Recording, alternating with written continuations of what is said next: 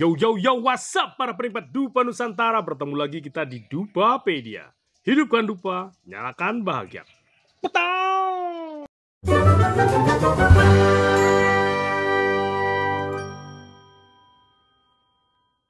Selamat pagi dunia. Hehehe. Pagi yang indah kita awali dengan rasa syukur yang teramat dalam. Hehehe. Rasa syukur ini penuh pesona. Rasa syukur yang memberikan kita semangat untuk tetap melangkah di sini. Kita tetap bisa menghayati setiap perjalanan dengan penuh antusias. Sedap. Gimana kawan? Masih tetap semangat? Masih dong. Kali ini saya mau membahas dupa Karmapala. Karmapala. Ini dupa keren ini guys. Dupa keren banget. Ya, kemasannya ciamik. Panjangnya 32 cm. Isinya kurang lebih ya 450 batang ini isinya. Nih, cakep punya. Ya. Menyan Majegau. Ini racikan khusus dari Dupapedia. Dupa ini sudah santer ya. Di luar Bali ini santer banget. Ini sudah pengiriman yang berapa kali ya dupa ini. Cakep punya ya. Gokil. Aromanya cus bargucus. Memuaskan. Harganya 170.000. Nah, Karmapala. Segini ini hampir 1 kilo ya, hampir 1 kilo, 140 gram ini ya. Ini beratnya nih, isinya 450 batang. Ya bisa cekidot nih teman-teman. Asik. Mereview dupa. Wes ini dia aromanya. Bener-bener dari bahan yang gokil punya nih. Wes bahannya gokil. Nih enak ini nih aromanya. Asik banget ya. Mari kita coba bakar. Kita kupas lapis demi lapis aroma yang tersimpan di dupa ini. Dupa Karmapala. Ya. Kalau kita ngomong Karmapala itu di Bali ya, sama di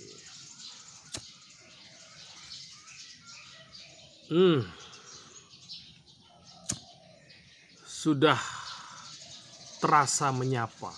Ya. Aromanya khas sekali. Ada cerita yang asik nih di kalau saya bilang seru lah ya. Setiap momen yang saya alami itu keseruan bagi saya. Karena di situ saya belajar. Suatu hari saya itu sedang ya duduk-duduk santuy gitu di belakang rumah. Terus di tengah saya duduk itu, saya mencium aroma dupa ini. Nah, saya tahu di belakang rumah itu hanya ada tetangga kan, tetangga di samping dan di belakang. Wah, saya bilang, ini ada yang punya aroma seperti ini gitu kan. Karena yang saya pahami aroma ini belum ada yang bisa mengikutinya gitu di kancah dunia persilatan dupa Nusantara tuh belum ada selain Dupapedia. Cuma ini yang beraroma seperti itu dan saya menciumnya. Loh, ini berarti orang sudah menyamai. Dan saya tidak takut ya, cuma saya kagum aja gitu. Berarti ada yang sudah bisa ngikutin nih jalannya saya gitu kan.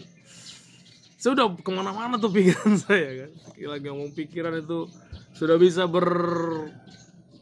berimajinasi terbang kemana-mana. Wah, ini saya harus ketemu nih sama orang yang bikin. Saya harus mungkin menyapa tetangga dulu kan, beli di mana itu dupanya. Saya akan coba cari tahu nih, kok ada orang yang bisa menyamai aroma ini gitu. Saya kaget, terus terang saya kaget karena memang ini aroma-aroma dupa yang kita racik, yang kami racik ya.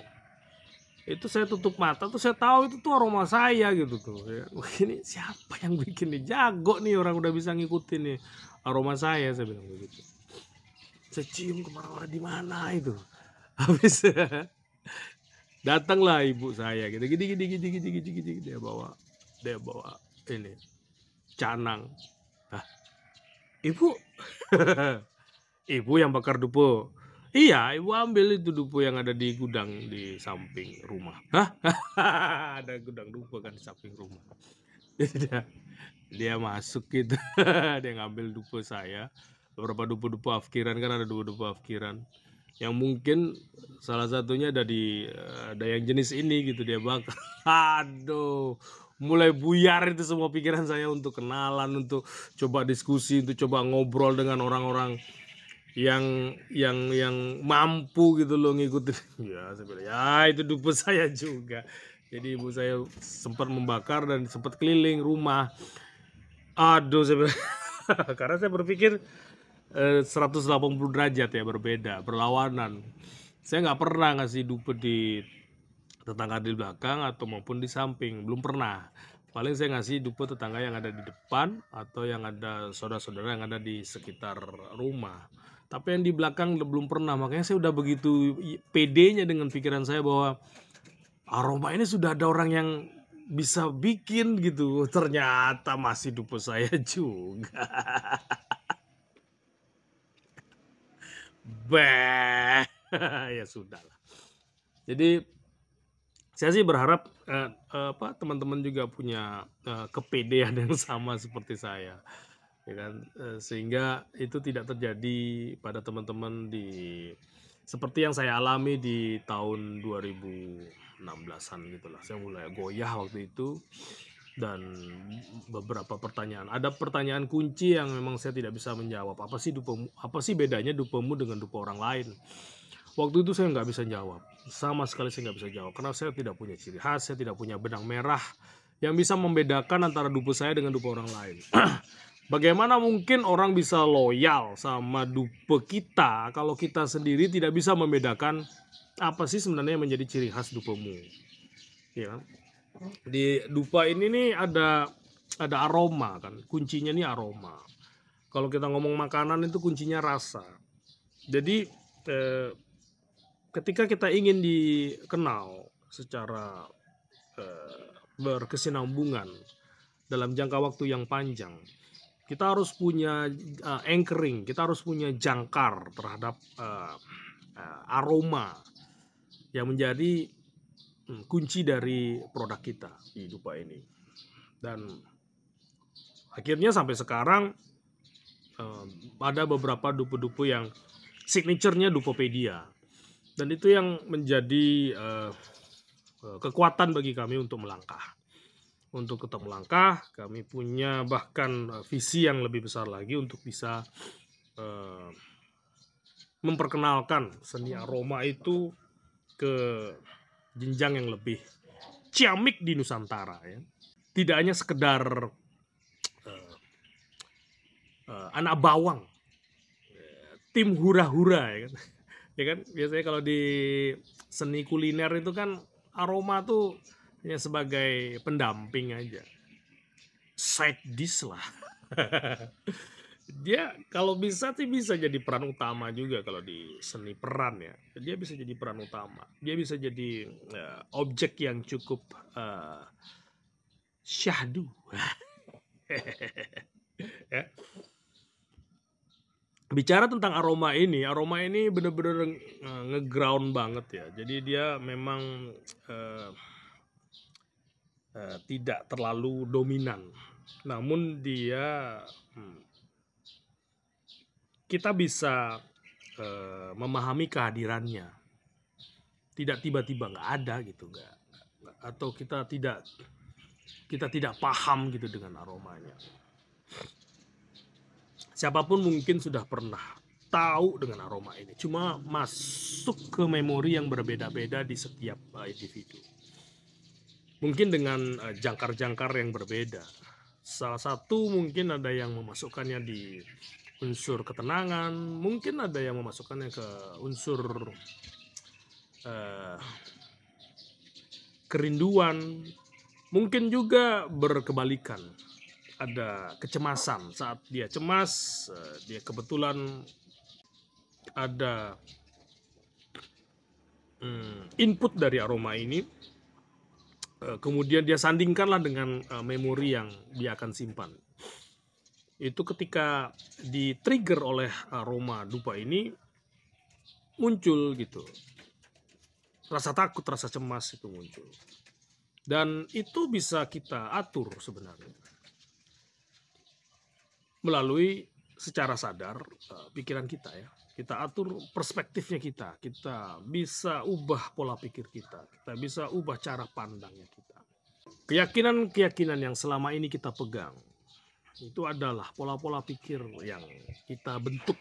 Baik itu secara sadar maupun tidak sadar. Membantu kita untuk menafsirkan apa yang ada di luar diri kita, agar kita bisa komunikasikan di dalam diri kita. Dan itu sebenarnya bisa kita lakukan secara sadar. Banyak dari kita yang membentuk pola-pola pikir itu menjadi sudut pandang, menjadi perspektif kita melihat dunia itu secara tidak sadar. Dan tiba-tiba kita selalu merasa, ah inilah suratan takdir, oh inilah sudah ditentukan oleh sesuatu yang lebih besar dari kita. Padahal tidak. Kita sudah diberi kuasa penuh untuk menuliskan suratan takdir kita melalui wasana, karma-karma yang kita lakukan. Karma itu dimulai dari pikiran. Apa yang kita pikirkan, katakan, kemudian kita lakukan. Itu akan membentuk kecenderungan, meninggalkan jejak-jejak. Kemana arah kecenderungan kita? Apakah arah pertumbuhan atau pengrusakan? Ini tidak ada kaitannya dengan baik atau buruk, karena baik buruk itu tergantung dari kepentingan yang melihat nilai itu. Ini hanya akumulasi. Jejak-jejak yang kita tinggalkan itu adalah akumulasi. Oleh karena itu kuncinya adalah diawali dari diri kita. Kita harus menyadari setiap pikiran kita. Kita sadari bahwa di sini kita sedang mengalami. Untuk mendapatkan pengalaman yang utuh, hendaknya kita menjadi manusia yang reseptif, bukan reaktif. Karena ketika kita reaktif, kita sudah menyelipkan energi di sana. Padahal energi itu bisa kita gunakan untuk menjalani hal-hal yang lebih bernilai. Oleh karena itu tetaplah tenang. Tetaplah jaga ketenangan pikiran, kejernihan hati. Sehingga kita dengan keselarasan itu, kita bisa lebih damai melangkah di sini. Menjadi manusia yang reseptif itu akan banyak hal-hal yang kita tuai. Salah satunya adalah kita berusaha untuk tidak membentuk karma baru dari setiap aksi yang kita hadapi. Entah itu mendapat sentuhan dari orang lain atau hanya dari semesta. Sehingga kita menghadapi dengan ketenangan yang sama.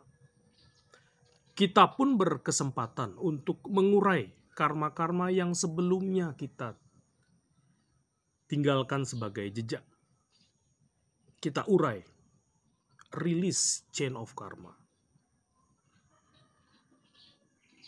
Jadi yang kita tafsirkan sebagai derita, suka, kegembiraan, takut, cemas, itu produk pikiran. Sebisa mungkin kita pelajari sejak dini. bahwa hasil pikiran, produk pikiran adalah tamu yang sedang mengalir di kehidupan kita. Dia seperti awan yang bertandang di rumah abadi kita, sang kesadaran. Saatnya kita belajar untuk menjadi pengamat. Mundur sejenak dari skenario yang di awal kita bentuk dari pikiran, kemudian terefleksi menjadi kenyataan yang kita alami. Mundur sejenak dari pengalaman itu. Mundur sejenak dari scene itu. Adegan itu. Kita anggap di panggung sandiwara. Kita mundur sejenak. Berhenti menjadi pengatur, sutradara. Jadilah pengamat.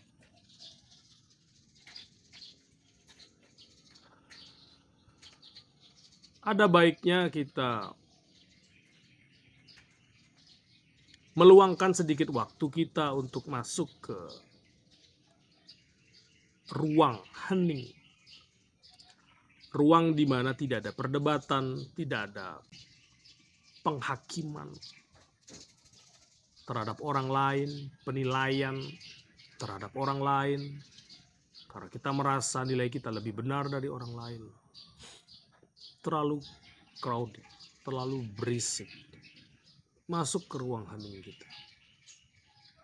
Sesekali mungkin kita akan terlibat kembali ke adegan itu, ke skenario yang telah dibentuk oleh pikiran. Namun karena kita sudah menyadari seutuhnya apa yang sedang terjadi, jangan merasa bimbang, jangan merasa nyesal. Tidak ada penyesalan yang terselip di sana. Mundur kembali, atur posisi. Kita seperti nahkoda yang sedang memegang kemudi kapal. Ketika kita tidak sadar beberapa detik saja, kapal sudah diarahkan oleh gelombang lautan untuk menyimpang dari arah tujuan kita. Tugasnya kita untuk mengarahkan kembali. Itulah tugasnya nahkoda. Amati dan kendalikan dengan tenang. Jadi karma wasana yang kita tinggalkan itu adalah nanti akan menjadi membentuk kecenderungan-kecenderungan. Ke arah mana kita? Ke arah pengerusakan kah? Atau ke arah pertumbuhan? Namun apakah pengerusakan itu selalu jelek? Tidak. Arahnya kemana? Kepentingannya apa dulu? Itu yang kita lihat. Arahnya kemana? Kalau ternyata pengerusakan itu membantu kita untuk membentuk ulang fondasi dari awal, apakah itu negatif? Tidak. Tergantung bagaimana cara kita memandang. Jadi maksud saya menyampaikan ini adalah lihatlah setiap momen itu dengan cara sudut pandang, cara pandang yang optimis. Kendati kita mungkin secara tidak sadar membentuk sebuah kecenderungan yang nantinya akan membuat magnet yang menarik hal-hal yang merusak rencana-rencana yang telah kita bangun, istana yang telah kita bangun, istana pasir yang telah kita bangun, kemudian digulung lagi oleh ombak pantai. Dan kita harus memulainya dari awal. Optimis saja. Lihat dengan rasa syukur bahwa kita dikasih kesempatan untuk kembali berjuang, untuk bangkit lagi. Kita sudah membuat istana pasir yang megah, digulung lagi oleh ombak. Mungkin ada teman-teman yang suka bermain di pantai. Kita membuat istana pasir yang megah di pinggir pantai, digulung lagi oleh gelombang ombak lautan. Bangun lagi istana itu. Lakukan dengan tidak bersungut-sungut. Karena kita tahu bahwa pengalaman itu dibentuk dari diri kita sendiri, dimulai dari dalam, bukan dari luar. Sehingga kita berhenti untuk menyalahkan orang lain. Kita berhenti untuk menyalahkan sesuatu di luar diri kita.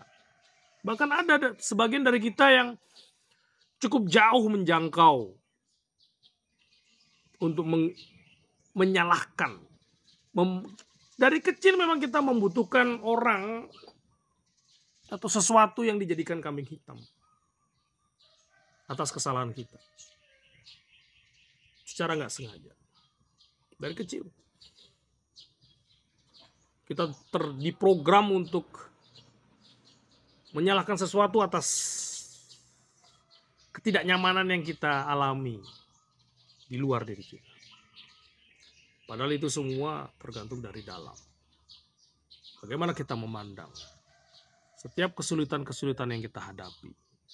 Bagaimana kita melihat setiap hambatan-hambatan yang kita hadapi. Setiap hambatan-hambatan yang kita hadapi adalah peluang kita untuk bertumbuh. Dan kita bisa memulainya dari pikiran kita. Kita bisa memulainya dari meninggalkan jejak wasana, atau dari bahasa Sanskerta itu wasana itu artinya aroma. Kita tinggalkan dengan aroma yang akan membentuk kecenderungan mendukung rencana kebangkitan kita. Kita punya andil besar terhadap kebangkitan kita sendiri, bukan orang lain. Jadi berhenti untuk menyalahkan orang lain. Sedap ya?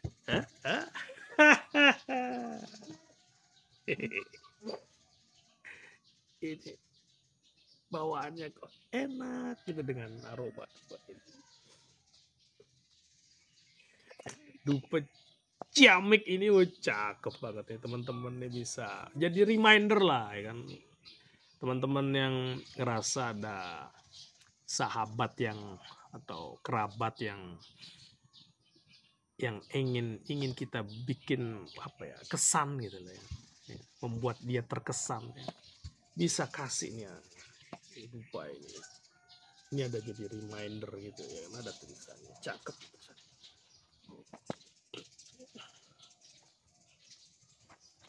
Tulisan saya bacain ya.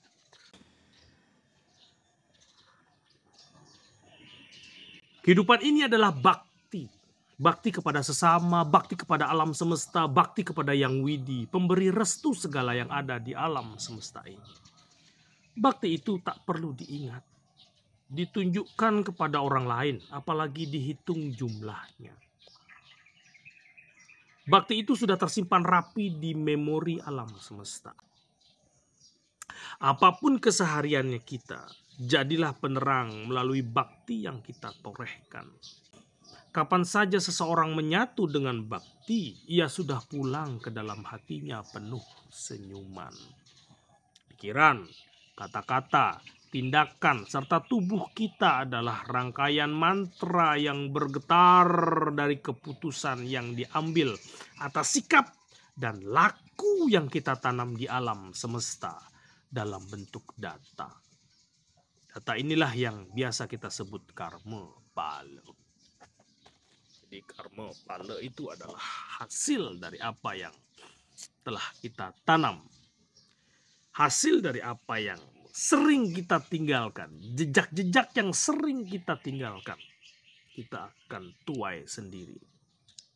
Anda ingin merusak, rusaklah yang akan Anda terima. Anda ingin bertumbuh, maka pertumbuhanlah yang akan kita terima. Kita percaya atau tidak percaya. Hukum karma itu seperti hukum gravitasi. Kita paham maupun tidak paham. Ketika kita jatuh, sakit, ya, ada gravitasi di sana. Tidak sekonyong-konyong bahwa kita tidak percaya dengan gaya gravitasi.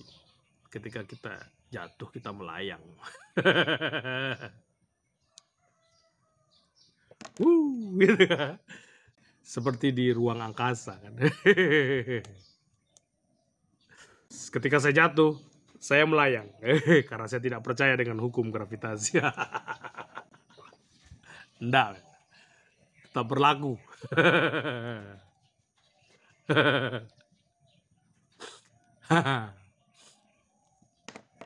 Well, guys, saya rasa cukup ya review tentang dupa ini. Dupa ciamik ini, Karmapalo. Harganya 170.000 nih. Ini worth it lah nih. Buat kado, buat dipakai sendiri, buat meditasi juga enak banget. Cakep banget. Cakep banget. 170.000 per kotak ini. Well, terima kasih ya atas perhatian, dan kami masih perlu saran kritik yang sifatnya membangun. Mungkin ada teman-teman yang pengen bertanya, bisa langsung DM saya atau bisa lewat kolom komentar yang ada di YouTube. Thanks ya. Perhatian teman-teman begitu bermakna bagi kami. Support yang sangat luar biasa. Saya Inyoman Mahabudi. Watau!